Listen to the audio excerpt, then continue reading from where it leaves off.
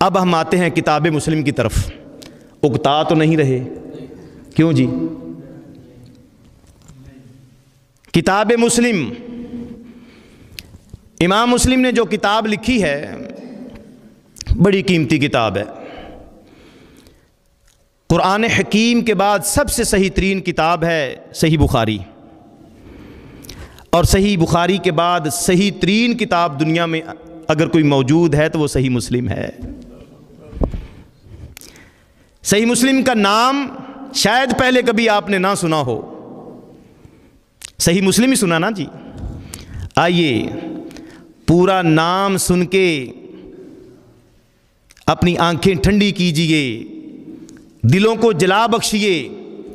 صحیح مسلم کا پورا نام ہے المسند الصحیح المختصر من السنن بنقل العدل عن العدل عن رسول اللہ صلی اللہ علیہ وسلم. یہ ہے صحیح مسلم. کتنی قیمتی کتاب ہے یہ صحیح مسلم. کیسی عظیم کتاب ہے جس کے بارے میں حسین محمد ماسرجسی کہتے ہیں. سیر اعلام النبلاء اٹھائیے، جلد 10 کا صفحہ نمبر 388 ہے. تاریخ بغداد جلد 13 کا صفحہ نمبر 102 ہے، اور البدایہ والنہایہ جلد 11 صفحہ 33-34 پڑھیے. حسین محمد ماسرجسی کہتے ہیں کہ میرے باپ نے امام مسلم کو فرماتے ہوئے سنا. آپ فرماتے ہیں صنفت ھذا المسند الصحیح من 300,000 حدیث مسموعۃ. میں نے اپنی اس مسند صحیح مسلم کو ان 3 لاکھ حدیثوں سے لکھا ہے جو میں نے خود سنی ہیں.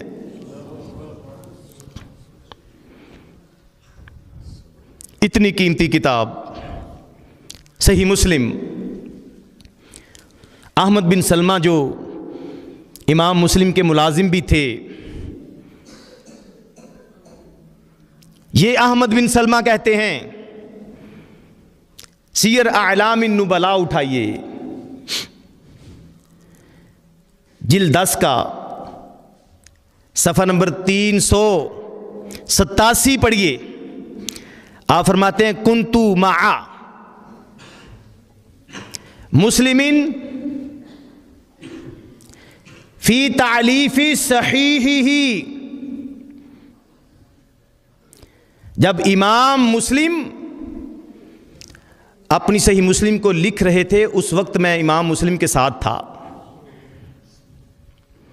کتنی دیر رہا ساتھ؟ 15 سال میں امام مسلم کے ساتھ رہا. وَهُوَ 12,000 حدیث. امام مسلم نے صحیح مسلم میں 12,000 حدیثیں درج کیں.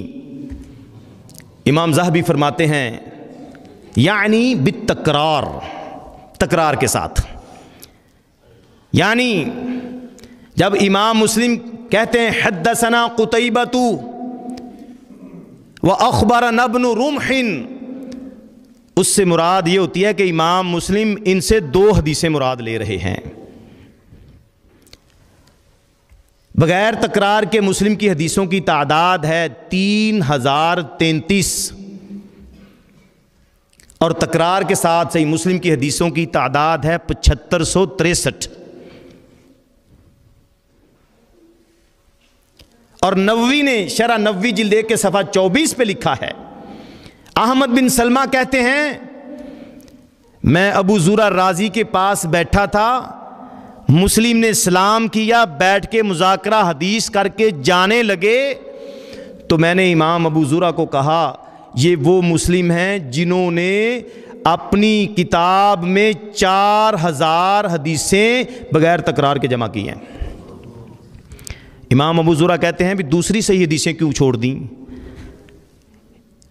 امام مسلم فرماتے ہیں استاد محترم یہ جو حدیثیں 4000 لے کے آیا ہوں یہ تکرار کے بغیر ہیں۔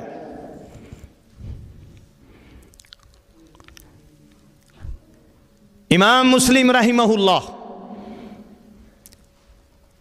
آپ کی صحیح مسلم کو بعض لوگوں نے صحیح بخاری پر ترجیح دی ہے، جیسے اہل مشرق میں سے ابو علی نیسابوری ہیں، وہ کہتے ہیں ما تحت عدیم السماء اصح من کتاب مسلم، آسمان کے نیچے مسلم کی کتاب سے زیادہ صحیح اور کوئی کتاب نہیں ہے۔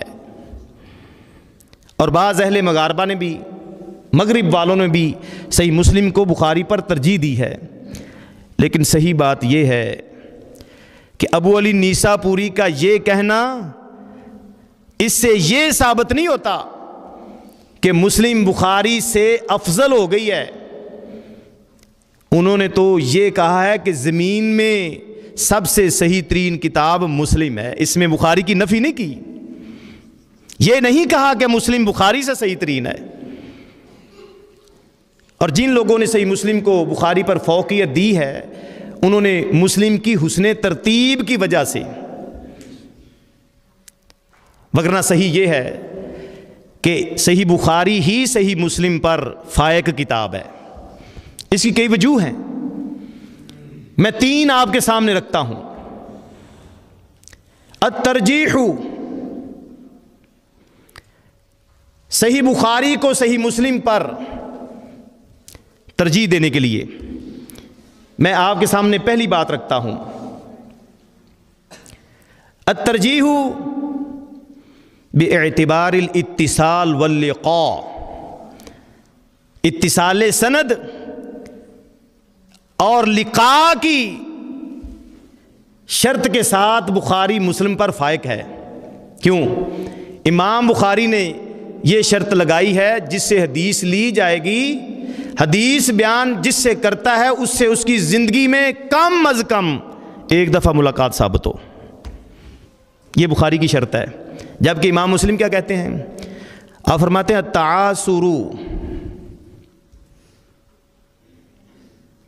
التعاصر مع امکان التلاقی کاف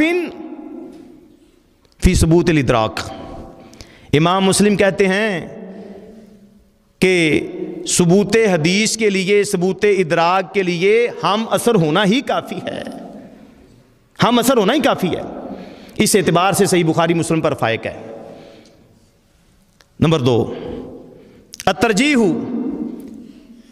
باعتبار العدالہ والضبط، عدالت و ضبط کی اعتبار سے بھی بخاری مسلم پر فائق ہے۔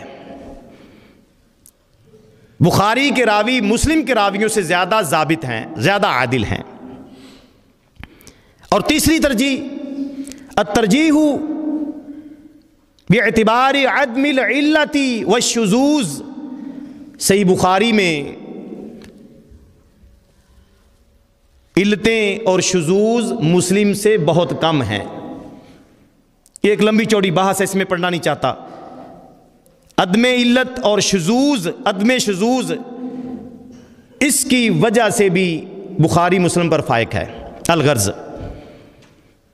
امام مسلم رحمہ اللہ نے جو صحیح مسلم تصنیف کی ہے، یہ اس دور کے وقت کی ضرورت تھی کہ ایسی کتاب مارز وجود میں آئے جس میں دین کے تقریباً تمام احکام کو بڑے خوبصورت پیرائے میں طوالت سے بچتے ہوئے صحیح روایات پر مبنی ذخیرہ حدیث، ایسا صحیح ترین مجموعہ جس کا مطالعہ کرنا آسان ہو، جو بہت لینتھی اور بہت طویل نہ ہو، وہ لکھا جائے۔ تو امام مسلم رحمہ اللہ نے بڑی خوبصورت ترتیب لگاتے ہوئے، بڑی اچھی شروط صحت کو ملحوظ خاطر رکھتے ہوئے امت کے لیے ایک شاندار صحیح ترین احادیث پر مبنی مجموعہ حدیث صحیح مسلم نام کا ترتیب دے دیا۔ اور فرمایا امت کے لوگ 200 سال تک بھی اس مجموعہ حدیث سے حدیثیں لکھتے رہیں تو اس مجموعہ کے محتاج رہیں گے. اتنی قیمتی کتاب ہے صحیح مسلم. امام مسلم رحمہ اللہ، صحیح مسلم میں ان کا حدیث نقل کرنے کا طریقہ کار کیا ہے؟ امام مسلم رحمہ اللہ صحیح مسلم میں ایک استاد سے حدیث کو روایت کرتے ہیں، پھر اس کی سند میں ایک استاد سے جو روایت کی ہے اس کے اوپر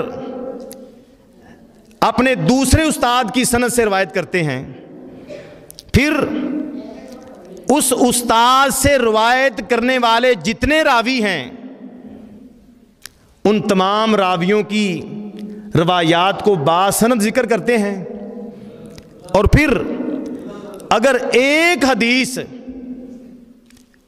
مختلف صحابہ نے ذکر کی ہے تو اس حدیث کو ان تمام صحابہ سے مختلف اسناد کے ساتھ ذکر کرتے ہیں. جب ہم صحیح مسلم کا مطالعہ کرتے ہیں تو ہمیں یہ خوبصورت ترتیب صحیح مسلم میں نظر آتی ہے. ایک استاد کی روایات لائے، اوپر سند میں دوسرے کی لائے، پھر اس کے شاگردوں کی لائے، پھر شاگردوں کے شاگردوں کی لائے، پھر صحابہ سے جتنے بھی صحابہ نے حدیثیں بیان کی ان تمام صحابہ کی علیحدہ علیحدہ اسناد کو ذکر کیا، ان کی متابعات ذکر کی، ان کے شواہد ذکر کیے، ان کی توثیق کو پیش کیا، حتیٰ کہ اگر کہیں پہ لفظی اختلاف بھی ہوا سند یا متن کے اندر اس کو بھی ذکر کرنے سے گریز نہیں کیا.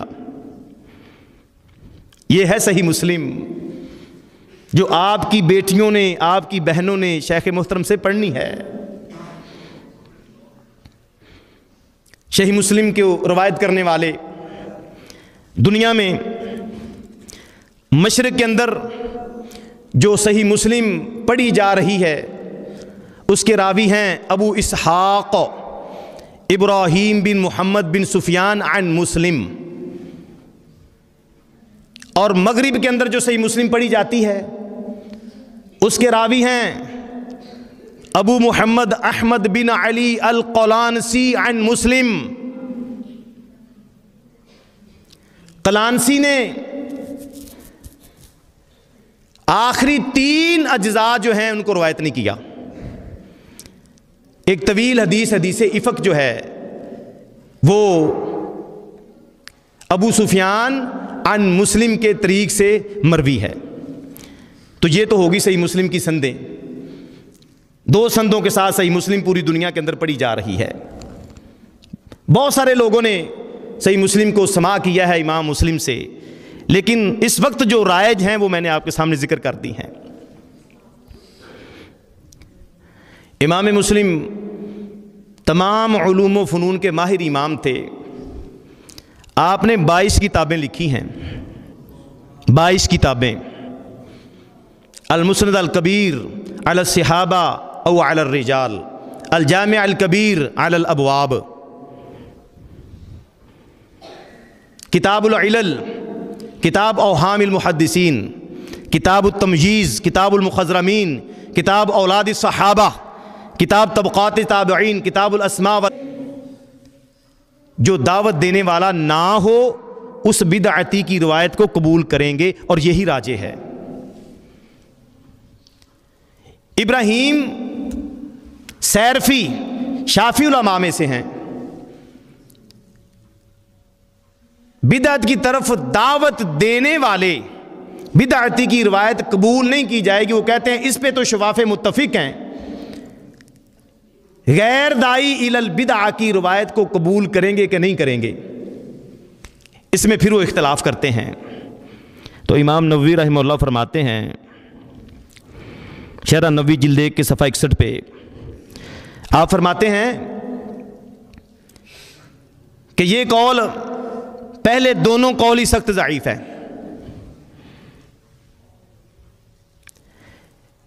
صحیحین میں بہت سارے ایسے راوی ہیں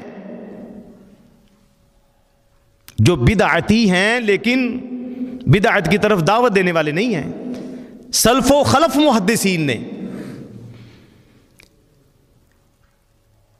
ایسے بدعتی راویوں سے روایت کو قبول بھی کیا ہے، سماع بھی کیا ہے، ان سے حجت بھی لی ہے اور ان کو آگے نقل بھی کیا ہے، جو بدعت کی دعوت دینے والے نہیں ہیں۔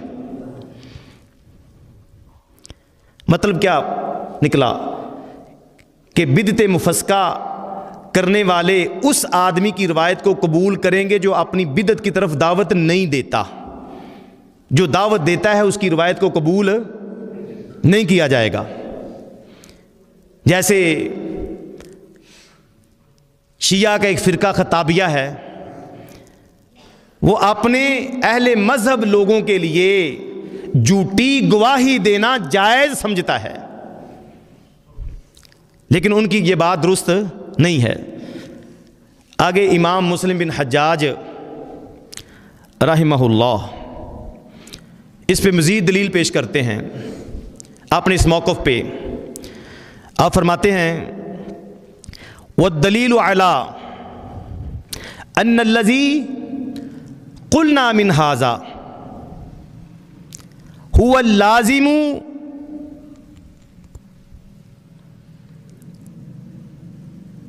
جو دلیل جو بات ہم نے پیش کی ہے اس پہ ہم جو دلیل دینے لگے ہیں هُوَ اللَّازِمُ مَا خَالَفَهُ، جو لازمی اور حتمی ہے اس کا کوئی مخالف نہیں ہے۔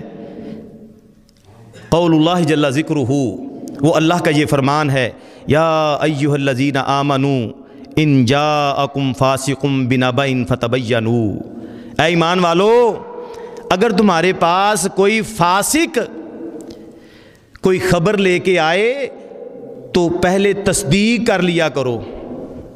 ان تصیبوا قوما بجہالۃ، کہیں بغیر تحقیق کے کسی قوم کا تم جہالت کی وجہ سے نقصان ہی نہ کر بیٹھو۔ فتصبحوا علی ما فعلتم نادمین، پھر تم اپنے کیے پہ پچھتاؤ، شرمندہ ہو، تو پہلے تحقیق کر لیا کرو۔ یہ سورہ حجرات کی آیت نمبر 6 ہے۔ وقال جل ثناؤہ ممن ترضون من الشہداء، جن گواہوں پر تم راضی ہو، سورہ البقرہ 282 آیت۔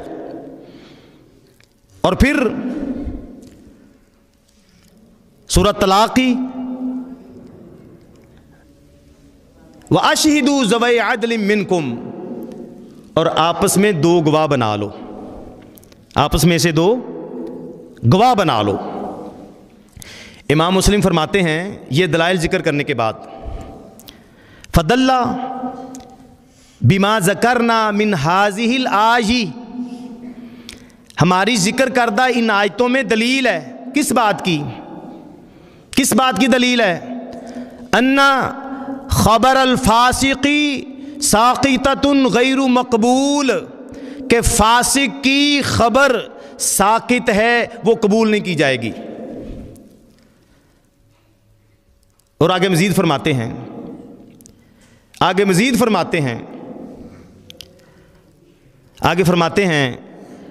وَأَنَّ شَهَادَةَ غَيْرِ الْعَدْلِ مَرْدُودَةٌ، ان آیات سے ہمارے دلائل سے یہ بھی ثابت ہوا کہ غیر عادل شخص کی گواہی بھی رد ہے، وہ بھی قبول نہیں ہوگی۔ آگے مزید فرماتے ہیں والخبر وَإِنْ فَارَقَ مَعْنَاهُ مَعْنَى الشَّهَادَةِ، خبر اور شہادت کے معنی میں اگرچہ فرق ہے، فی بعض الوجوہ، بعض صورتوں میں، وَقَدْ يَجْتَمِعَانِ فِي أَعْظَمِ مَعَانِيهِمَا، لیکن اس سے بڑے معانی میں یہ دونوں اکٹھی بھی ہو جاتی ہیں، جمع بھی ہو جاتی ہیں۔ آگے مزید فرماتے ہیں اذ کانا خبر الفاسقی غیر مقبول عند اہل العلم، جیسے اہل علم کے ہاں فاسق آدمی کی حدیث قبول نہیں، یہ ویسے ہی ہے کما انا شہادتہ، یہ ایسے ہی ہے، کما ان شہادتہ مردود عند جمیعہم، یہ ایسے ہی ہے جیسے عام لوگوں میں فاسق شخص کی گواہی قبول نہیں کی جاتی۔ بات سمجھ میں آ رہی ہے نا؟ اب یہاں پہ سمجھیں بات کو، خبر اور شہادت میں فرق ہے، خبر اور شہادت میں فرق ہے، اور یہ امام مسلم رحمہ اللہ کی علمی جلالت شان ہے اور عظیم فقاہت ہے کہ امام مسلم رحمہ اللہ نے خبر اور شہادت میں اتنا عظیم فرق کر دیا ہے۔ بعض وجوہ میں خبر اور شہادت دونوں مشترک ہیں، ایک جیسی ہیں، اور بعض وجوہ میں خبر اور شہادت میں فرق ہے۔ جن وجوہ میں خبر اور شہادت ایک ہیں وہ ہے اسلام، عقل، بلوغ، عدالت، مروت، ضبط و حفظ اور تحمل و ادا۔ تحمل و ادا سے کیا مراد ہے؟ تحمل کہتے ہیں کسی خبر کو سننے اور دیکھنے کا وقت، اور ادا سے مراد ہے اس خبر کو بیان کرنے کا وقت۔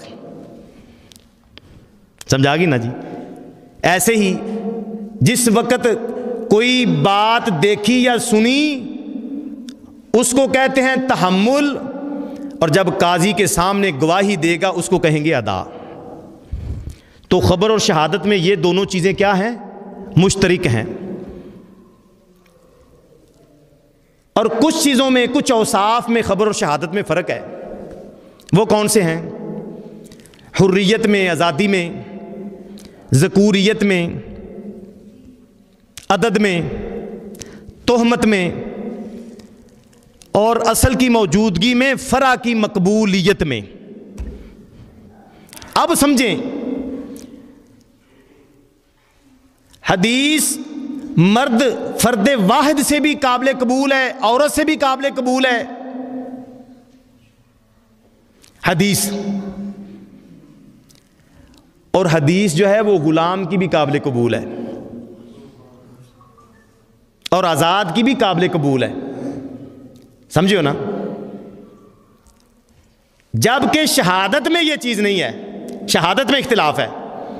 امام شافعی اور ایک جماعت کہتی ہے کہ اندھے آدمی کی شہادت قبول نہیں ہوگی۔ امام مالک اور ایک جماعت کہتی ہے کہ اندھے آدمی کی گواہی جائز ہے، لیکن اندھے آدمی کی حدیث قابل قبول ہے۔ اندھے آدمی کی حدیث قابل قبول ہے، تو اس اعتبار سے ان کے درمیان جو ہے وہ فرق ہے۔ اب یہاں پہ مزید سوچیں، مزید دیکھیں کہ بعض گمراہ فرقے جبالی اور معتزلی وہ تو عدد کی بھی شرط لگاتے ہیں۔ وہ کہتے ہیں کہ حدیث کو روایت کرنے میں عدد ضروری ہے، جیسے گواہی میں عدد چاہیے، ایسے حدیث کو روایت کرنے میں بھی عدد چاہیے۔ 2 سے روایت کریں، 4 سے روایت کریں۔ بعض قدریوں کا بھی یہ موقف ہے، لیکن یہ بات درست نہیں ہے۔ اور پھر تحمل و ادا کے اندر بھی جو ہے وہ لوگ اختلاف کرتے ہیں۔ تحمل کہتے ہیں حدیث کو سننے کا وقت، تو تحمل حدیث بچپن میں جائز ہے، بچپن میں جائز ہے کہ چھوٹا بچہ حدیث سنے اور بالغ ہو کر حدیث کو بیان کرے۔ حدیث بیان کرنے کے لیے بلوغ شرط ہے، تحمل حدیث کے لیے بلوغ شرط نہیں ہے۔ جبکہ بعض کہتے ہیں کہ تحمل حدیث کے لیے بھی بلوغ شرط ہے، اور بعض کہتے ہیں بلوغ نہ تحمل کے لیے شرط ہے نہ ادا کے لیے شرط ہے، یہ دونوں مذہب ہی کمزور ہیں۔ صحیح اور راجح محدثین کا جو مذہب ہے وہ یہ ہے کہ تحمل کے لیے بلوغ شرط نہیں، ادا کے لیے بلوغ شرط ہے۔ شرح نبوی جلد 1 صفحہ نمبر 64-65 پڑھیے، بڑی عمدہ بحث کی گئی ہے۔ تو اس سے یہ بات بھی نکلتی ہے کہ امام مسلم رحمہ اللہ نے جو آیت پیش کی ہے نا، ان جاءکم فاسق، یہ والی، یہ اصول حدیث کی بنیاد ہے۔ اس آیت پر علم اصول حدیث کو وضع کیا گیا ہے،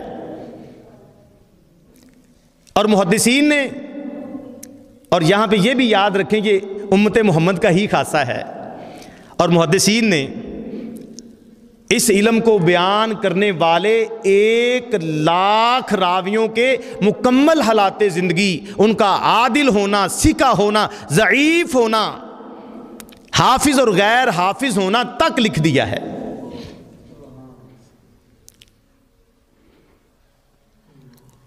اور اس علم میں کیا دیکھا جاتا ہے؟ اگر خبر دینے والا، حدیث بیان کرنے والا فاسق ہے، دیکھیں گے، اس کی تحقیق کریں گے، اگر کوئی شاہد مل گیا ہے اس کی بات کا تو پھر قبول کر لیں گے، نہیں ملا تو چھوڑ دیں گے، اس کی بات کو تسلیم نہیں کریں گے۔ فاسق کی بات کو اگر خبر دینے والا عادل ہے، ثقہ ہے، تو پھر تو تحقیق کی ضرورت ہی نہیں ہے۔ اس سے یہ بھی معلوم ہوا کہ مجہول آدمی کی بات کی بھی تحقیق ضروری ہے، کیونکہ اس کے فسق کا کسی کو پتہ، اس کے فاسق ہونے کا کسی کو پتہ نہیں۔ مجہول کی تحقیق ہوگی، پھر اس کی بات کو قبول کیا جائے گا۔ آگے امام مسلم یہ بات فرماتے ہیں، یہاں پہ میں ایک نقطہ اور مزید بیان کر دیتا ہوں، اس سے یہ ثابت ہوتا ہے کہ خبر واحد حجت ہے۔ خبر واحد حجت ہے۔ خبر واحد کی حجیت پر محدثین نے علیحدہ علیحدہ کتابیں تصنیف کی ہیں، اور دلائل سے ثابت کیا ہے کہ خبر واحد حجت ہے۔ آگے امام مسلم بن حجاج رحمہ اللہ فرماتے ہیں، آپ فرماتے ہیں وَدَلَّتِ السُنَّةُ، اس بات پر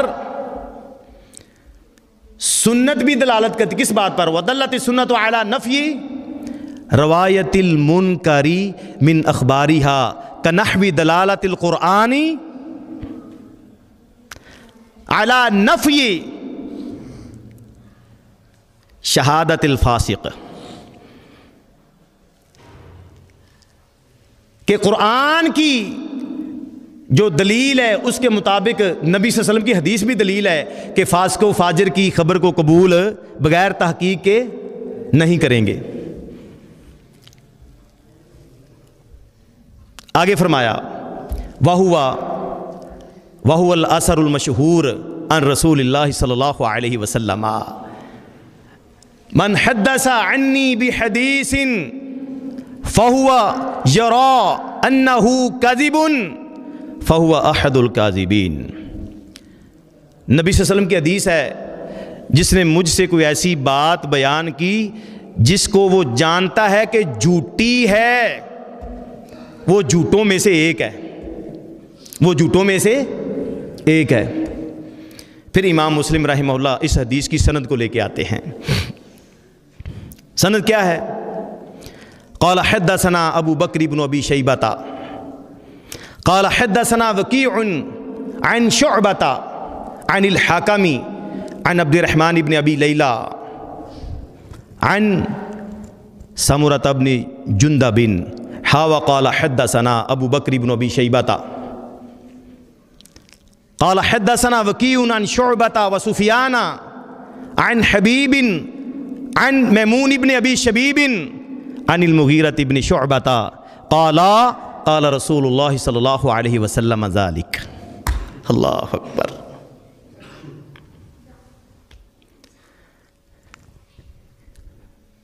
یہ دو سندیں میں نے پڑھی ہیں، ان سندوں کے اندر جو روات آئے ہیں یہ حفظ و اتقان کے اعلیٰ درجے پہ فائز ہیں یہ سارے لوگ۔ اگر آپ کہیں تو مختصر تعارف کرواؤں ان کا۔ سب سے پہلے راوی ہیں ابو بکر بن ابی شیبہ، ان کا نام عبداللہ ہے جی۔ یہ اتنے بڑے شیخ ہیں کہ ان کی مجلس حدیث میں یک وقت 30,000 لوگ سماع حدیث کیا کرتے تھے، اتنے بڑے محدث ہیں۔ یہ مسلم کے بھی استاذ ہیں، بخاری کے بھی استاذ ہیں، اور ان کے بھائی عثمان بن ابی شیبہ بھی انہی جیسے بڑے محدث ہیں، لیکن ابو بکر ان سے بڑے محدث ہیں۔ ان کے ایک تیسرے بھائی تھے قاسم، وہ ضعیف ہیں، ان سے محدثین نے روایت نہیں لی۔ اور ان کے دادا ابو شیبہ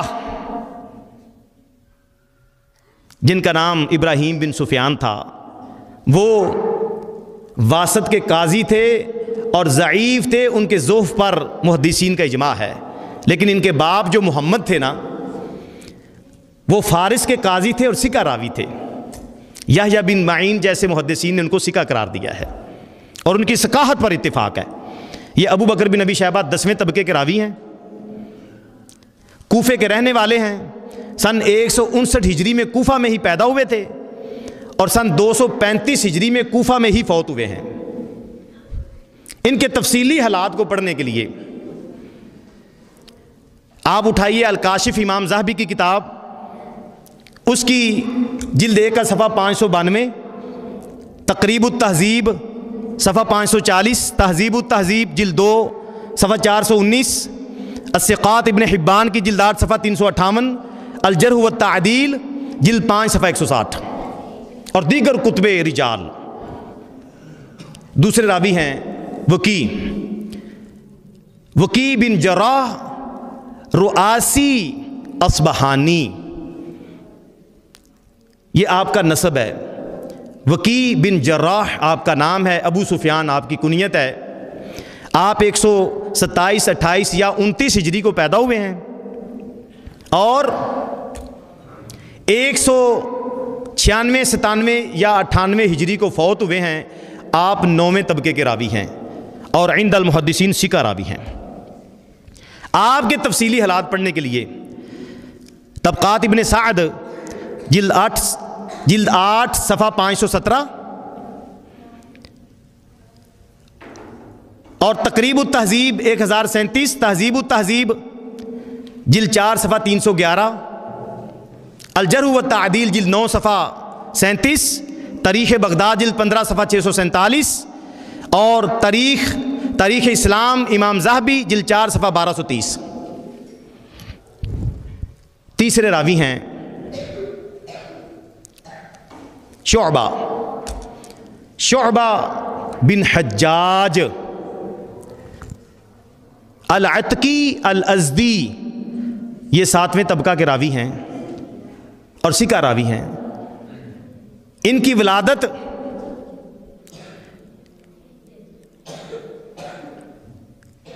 اکاسی، 82، 83، 85، 86 یا 87 ہجری میں ہوئی ہے اور یہ فوت 160 ہجری میں ہوئے ہیں اور یہ 7ویں طبقہ کے راوی ہیں، عند المحدثین ثقہ راوی ہیں۔ شعبہ بن حجاج، آپ کی کنیت ابو بستام ہے۔ آپ کے تفصیلی حالات پڑھنے کے لیے طبقات ابن سعد جلد 8 کا جلد 9 کا صفحہ نمبر 280، سیر اعلام النبلاء جلد 5 کا صفحہ 208، تہذیب التہذیب جلد 2 کا صفحہ نمبر 166 اور تقریب التہذیب کا صفحہ نمبر 294 پڑھ کے دیکھیے۔ اگلے راوی ہیں حکم بن عتیبہ الکندی، کندی ان کی نسبت ہے اور یہ 5ویں طبقے کے راوی ہیں، ثقہ راوی ہیں، لیکن کبھی کبھی تدلیس کرتے تھے۔ ان کے ابو محمد ان کی کنیت ہے۔ ان کے تفصیلی حالات پڑھنے کے لیے طبقات ابن سعد جلد 8 صفحہ نمبر 450، تہذیب التہذیب جلد 1 کا صفحہ نمبر 416 اور تقریب التہذیب کا صفحہ نمبر 394 پڑھ کے دیکھیے اور دیگر کتب رجال۔ میں حوالے شارٹ کرتا جا رہا ہوں۔ اگلے راوی ہیں عبد الرحمن بن ابی لیلہ الانصاری العوسی، یہ دوسرے طبقے کے ثقہ راوی ہیں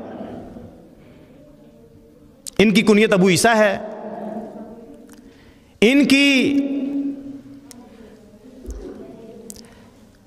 جو تاریخ ولادت ہے، سن ولادت ہے، یہ حضرت عمر کے خلافت کے 6 سال پیدا ہوئے تھے اور 81 82 یا 83 ہجری کو یہ فوت ہوئے ہیں، اور اوپر والے حکم بن عتیبہ 50 ہجری کو پیدا ہوئے ہیں، 113 14 یا 15 ہجری کو فوت ہوئے ہیں۔ ان کے تفصیلی حالات کو پڑھنے کے لیے طبقات ابن سعد جلد 8 صفحہ 229، تہذیب التہذیب جلد نمبر 2 صفحہ نمبر 56، اور تقریب التہذیب صفحہ نمبر 597، اور تہذیب التہذیب جلد 2 کا صفحہ 548۔ اگلے راوی ہیں صحابی سمرہ بن جندب، یہ نبی صلی اللہ علیہ وسلم کے صحابی ہیں، پہلے طبقے کے راوی ہیں اور فرازی النسب ہیں۔ آپ کی وفات 58 59 یا 60 ہجری کو ہوئی ہے۔ آپ کے تفصیلی حالات پڑھنے کے لیے طبقات ابن سعد جلد 9 صفحہ 48،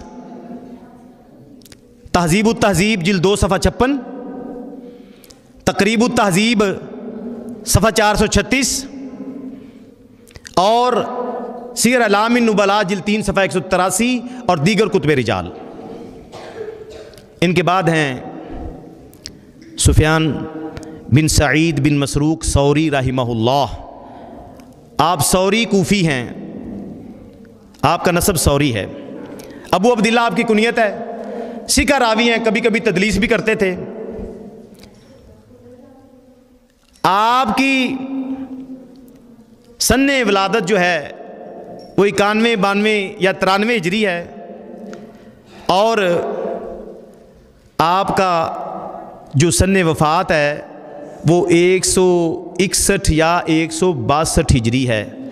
آپ کے تفصیلی حالات پڑھنے کے لیے سیر اعلام النبلاء جلد نمبر 8 صفحہ نمبر 497، تہذیب التہذیب جلد نمبر 2 صفحہ نمبر 434، اور تقریب التہذیب صفحہ نمبر 999، اور الکاشف جلد 3 صفحہ نمبر 173۔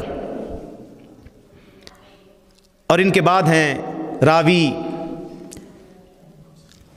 حبیب بن ابی ثابت رحمہ اللہ۔ آپ اسدی ہیں، نسبتاً اسدی ہیں، اور آپ کی وفات آپ تیسرے طبقے کے راوی ہیں، آپ تیسرے طبقے کے راوی ہیں۔ آپ کا سن وفات 81 82 یا 83 ہجری ہے۔ اور اگلے راوی ہیں میمون بن شبیب، یہ تیسرے طبقے کے ثقہ راوی ہیں۔ ان کے تفصیلی حالات پڑھنے کے لیے طبقات ابن سعد جلد نمبر 8 صفحہ نمبر 434، اور تقریب التہذیب صفحہ 965، اور تہذیب التہذیب جلد 4 کا صفحہ نمبر 137، اور دیگر کتب رجال کو پڑھا جائے۔ اور آخری میں ہے مغیرہ بن شعبہ رضی اللہ تعالیٰ عنہ، یہ نبی صلی اللہ علیہ وسلم کے صحابی ہیں، پہلے طبقے کے راوی ہیں، اور آپ کا سن وفات ہے 58 یا 59 ہجری۔ ان کے تفصیلی حالات کے لیے جو ہے وہ طبقات ابن سعد جلد 8 صفحہ جو ہے وہ 448، تہذیب التہذیب جلد نمبر 4 کا صفحہ نمبر 173، اور دیگر کتب رجال کو تفصیل کے ساتھ آپ پڑھیے، اس میں تفصیلی حالات موجود ہیں۔ یہ تو تھا ان روات کا تعارف، اگر کوئی کمی کوتاہی ہوئی تو اللہ معاف فرما دے۔ باقی کوشش کی ہے بالکل ثقافت کے ساتھ ان کو بیان کیا جائے. تو میرے محترم بھائیوں آگے ہم چلتے ہیں. جو حدیث ہم نے پڑھی ہے اس حدیث سے ہمیں فوائد کیا حاصل ہوئے ہیں؟ اس حدیث سے میں پہلا فائدہ یہ حاصل ہوا ہے کہ رسول اللہ صلی اللہ علیہ وسلم پر جھوٹ باندھنا کبیرہ گناہ ہے اور حرام ہے. اس کی حرمت پہ امام مسلم نے آگے مزید حدیثیں پیش کی ہیں. وہ حدیثیں کون سی ہیں؟ ایک حدیث حضرت علی سے پیش کی ہے، لا تکذبوا علیہ، مجھ پر جھوٹ مت باندھو، فإنہ من یکذب علیہ یلج النار، جو مجھ پر جھوٹ باندھتا ہے اس کا ٹھکانہ جہنم ہے. یہ حضرت علی سے مروی ہے. 2 نمبر حدیث ہے صحیح مسلم کے مقدمے کی. اور 3 نمبر حدیث حضرت انس سے مروی ہے. اس کے کیا لفظ ہے؟ من تعمد علیہ کذبا فلیتبوأ مقعدہ من النار، جو مجھ پر جان بوجھ کر جھوٹ منسوب کرے اپنا ٹھکانہ جہنم بنا لے. اور چوتھی حدیث ابو ہریرہ سے مروی ہے، من کذب علیہ متعمدا فلیتبوأ مقعدہ من النار. اور 5ویں حدیث حضرت مغیرہ بن شعبہ سے مروی ہے.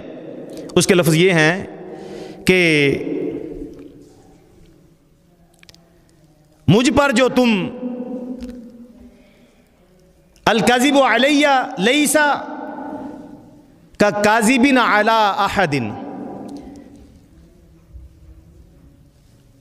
من کذب علیہ متعمدا فلیتبوأ مقعدہ من النار، لوگوں مجھ پر جھوٹ باندھنا تم میں سے کسی عام بندے پر جھوٹ باندھنے کی طرح نہیں ہے، جس نے مجھ پہ جھوٹ باندھا اپنا ٹھکانہ جہنم میں بنا لے. دوسرا فائدہ، ضعیف روایت کو بیان کرنا جائز نہیں ہے جب تک اس کی علت ضعف کو بیان نہ کیا جائے، اس کی حالت نہ بتائی جائے کہ یہ روایت منکر ہے، ضعیف ہے، منقطع ہے، اس میں یہ علت ہے، یہ علت ہے، تو پھر بیان کی جا سکتی ہے. اگر علت بیان کرے، لوگوں کو متعارف کروانے کے لیے بتائے کہ یہ ایک مشہور روایت آپ نے سنی ہے، یہ روایت ضعیف ہے، اس میں یہ علت ضعف ہے، تو پھر ایسے کر سکتا ہے، کیونکہ بہت سارے محدثین نے اپنی کتابوں میں ایسے روایات درج کی ہیں، ضعیف اور موضوع روایات درج کی ہیں. نمبر 3، ایک شخص کا ظن اور اس کا خیال غلطی کا شکار ہو جائے، وہ اپنے خیال میں غلطی کا شکار ہو جائے، اس کے ظن میں ضعیف حدیث صحیح ہو لیکن دوسرے لوگوں کے ہاں وہ ضعیف ہو، تو وہ اس کو روایت کر دے تو وہ اس وعید کے اندر شامل نہیں ہوگا. کیوں؟ جیسے امام ابن ماجہ نے اور امام حاکم نے اپنے زعم میں بہت ساری ضعیف اور موضوع روایات کو اپنی اپنی کتابوں میں صحیح سمجھ کے درج کر دیا ہے.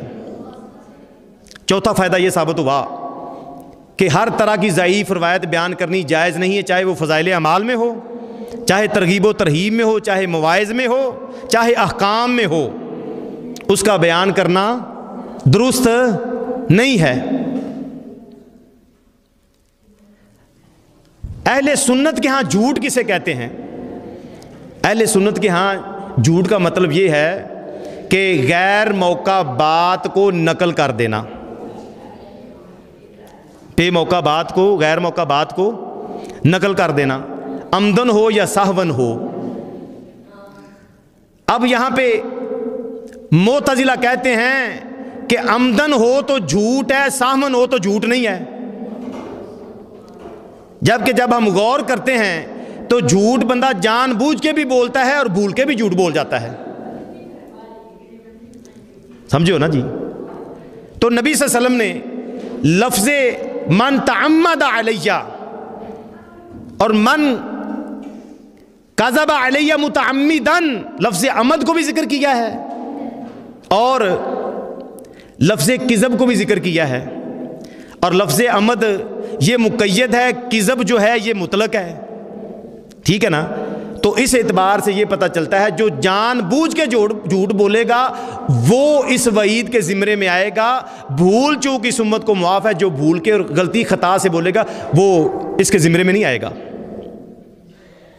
اور پھر اصول ہے کہ جب مطلق اور مقید دونوں مل جاتے ہیں تو مطلق کو مقید پر محمول کیا جاتا ہے. تو عام کذب والی روایتوں کو عمدن کذب والی روایتوں پر مقید کیا جائے گا, پھر نفس مسئلہ جو ہے وہ سمجھ میں آئے گا.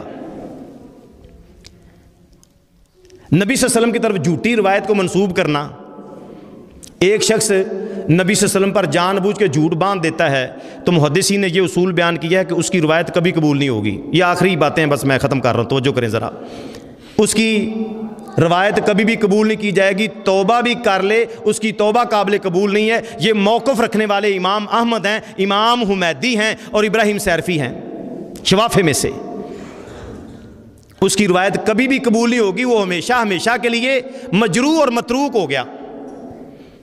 امام نووی رحمہ اللہ فرماتے ہیں ان کی یہ بات درست نہیں ہے. اگر وہ توبہ کی شرائط پوری کرتا ہے, اپنے گناہ کو چھوڑ دیتا ہے, گناہ پہ شرمندہ ہوتا ہے, دوبارہ نہ کرنے کا عزم کرتا ہے, سچی توبہ کرتا ہے, پھر اس کی روایت قبول کریں گے. کیوں؟ بہت سارے صحابہ وہ کفر سے اسلام میں آئے اور انہوں نے حدیثیں بیان کی, ہم نے قبول کی. تو اس اصول کے تحت جب وہ سچی توبہ کر لے گا اس کی روایت کو قبول کیا جائے گا, جو سچی توبہ نہیں کرے گا اس کی روایت کو, نبی پر جھوٹ باندھنے والے کی روایت کو قبول نہیں کیا جائے گا. اچھا, بعض فرقے باطلہ جیسے کرامیہ فرقہ ہے, وہ کہتا ہے کہ فضائل اعمال میں جھوٹی حدیث اس کو روایت کرنا جائز ہے. وہ جھوٹی اور موضوع روایت کو اپنی بدعت کی تائید میں بیان کرنا جائز سمجھتے ہیں, اور ان کا موقع پتہ کیا ہے؟ وہ کہتے ہیں کہ ہم نبی پر جھوٹ نہیں باندھتے, نبی کے لیے جھوٹ بولتے ہیں. نبی پر جھوٹ نہیں بولتے, نبی کے لیے جھوٹ بولتے ہیں, اور یہ ان کی بہت بڑی جہالت ہے. لہذا کسی صورت میں بھی جھوٹی روایت کو بیان نہیں کیا جا سکتا الا کہ اس کی علت ذوف کو بیان کر دیا جائے. آخری چیز, موضوع روایت جو ہے اس کو بیان نہیں کرنا چاہیے. موضوع روایت کو, روایت کیسے بیان کرنی ہے؟ کوئی بھی روایت ہے, اگر صحیح یا حسن درجے کی روایت ہے, آپ کہہ سکتے ہیں قال رسول اللہ صلی اللہ علیہ وسلم, فعل رسول اللہ صلی اللہ علیہ وسلم, ہیں امرا رسول اللہ صلی اللہ علیہ وسلم, نہن نبی صلی اللہ علیہ وسلم. آپ کہہ سکتے ہیں نبی صلی اللہ علیہ وسلم نے یہ فرمایا, آپ نے یوں کیا, آپ نے اس چیز سے روکا, آپ نے اس چیز کا حکم دیا. بالجزم آپ کہہ سکتے ہیں. ٹھیک ہو گیا. اچھا, جو روایت ضعیف یا موضوع ہے اس کے بارے میں آپ یہ صیغہ بول سکتے نہیں. آپ کیا کہیں گے؟ آپ کہیں گے میں نے سنا, مجھ تک بات پہنچی, روایت کیا گیا ہے, بیان کیا گیا ہے, اس طرح بات ہم تک پہنچی ہے. یا اس کے مشابہ کوئی اور جملہ بولیں گے. بالجزم یہ نہیں کہہ سکتے کہ نبی صلی اللہ علیہ وسلم نے فرمایا. اگر آپ ایسے کہیں گے وہ آپ پر بہتان بن جائے گا, آپ پر جھوٹ بن جائے گا, اس کی سزا آپ سن چکے ہیں.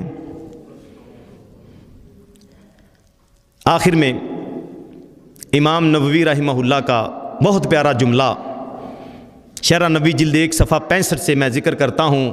آپ فرماتے ہیں کہ دین کے طلباء کے اوپر یہ فرض ہے کہ علم نحو کو حاصل کریں, علم لغت کو حاصل کریں, اور علم رجال کو حاصل کریں اگر انہوں نے حدیث پڑھنی ہے اور آگے پڑھانی ہے. ان علوم کے بغیر حدیث رسول کو پڑھنا پڑھانا انتہائی مشکل ہو جاتا ہے انسان کے لیے, بہت ساری اغلاط کرتا ہے. یہ حدیث جو ہم نے پڑھی ہے یہ صحیح مسلم کے علاوہ اور کتب حدیث میں بھی موجود ہے. سنن ابن ماجہ کے مقدمہ میں 38, 39, 40 نمبر پہ یہ حدیث موجود ہے, اور جامع ترمذی کتاب العلم کی 2662 نمبر پہ بھی موجود ہے, اور مسند احمد میں 903 نمبر پہ, 18184, 18211, 18240, 20163, 20221 اور 20224 نمبر پہ بھی موجود ہے.